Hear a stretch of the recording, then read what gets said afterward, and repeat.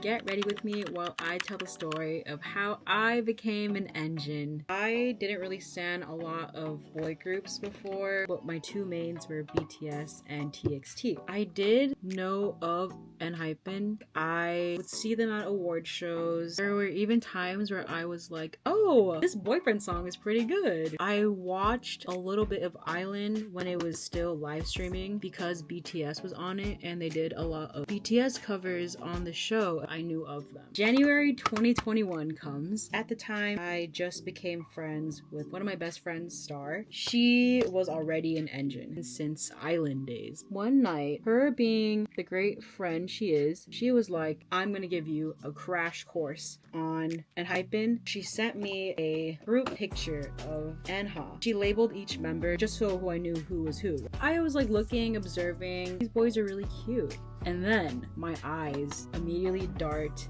to Park Jung-sung, Jae. I didn't know I could feel something about a person other than Jimin until that moment. I was zooming more into Jae. She suddenly says, I think your bias would be Jae or Jake. She was so spot on. She knew I was looking at Jae's face already.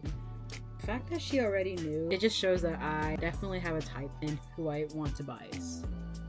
We spent the whole night looking at different ENHA performances. After just finding out more about ENHYPEN, I fell in love with them. I was so down bad to the point that the day after, I immediately went to K-Town, bought myself a Border Day 1 album. My very first ENHA comeback was actually Border Carnival. That era is just so special to me. It is one of my favorite albums. One of my all-time favorite ENHA songs is Not For Sale. I've been to 3 ENHYPEN concerts. I've seen ENHA at K-Con 2 times already. The next concert I'm going to is the Walk the Line tour. It's always such a fun time seeing them perform. They're just so unique in their own way. They have their own style. AI could never recreate this.